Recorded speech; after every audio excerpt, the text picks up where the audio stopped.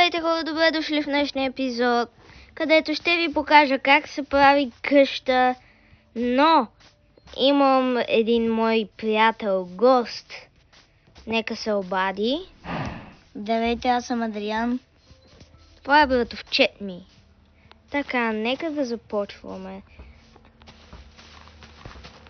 Сега трябва да си ти, защото тук ще забързам.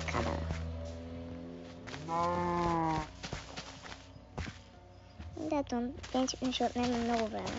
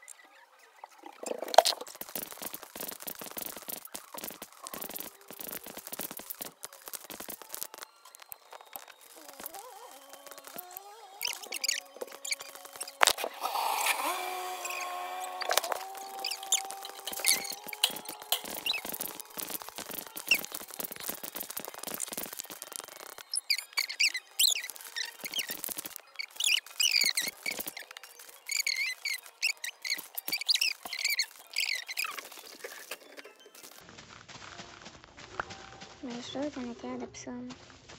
Защо? Искам ти да се сетиш, за да вкараш малко ум в тази глава. Защо? И защото тези, които гледат, те ще започнат да суват. Уау, как е пуснал.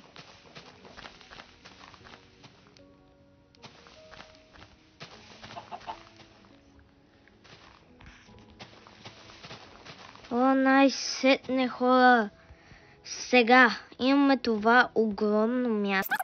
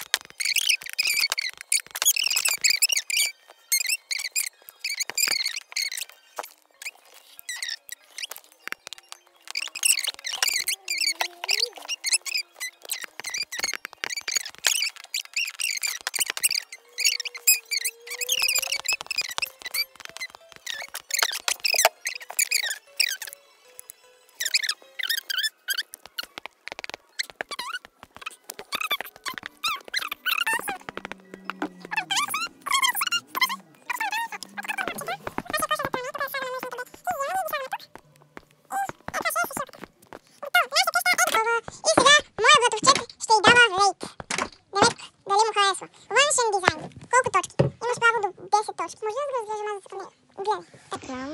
Може да разгледаме отстрани. Така, отстрани. Добре. Я и ни нагоре, да видят горе къщата как изглежда. Само да кажа, че на това червеното може да направиш такова за хеликоптери на кацане.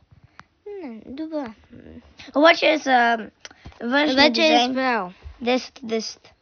10. Да. Добре, за интериорен дизайн, колко му даваш? Демек, колко е уютно. Ето първата стая. А къде? Тук идва коридора. Не ме прекъсвай докато говоря. Така, ето и тази кухнята. И е тук е пералнята за това помещение. Тук има коридор. И отново сме в същата стая. Сега да разгледаме тук това, защото не може да разгледам. Това е за качалка, така? Да. Тук стягаме за да се обуваме обувките. Да. Ето тук обърни за малко, обърни. Ето тук до обувките, вместо да ти стои празно, може да направиш такова раф за обувките. Шкафчета да направиш, демек се едно. Добре, колко му даваш? На това, където е за...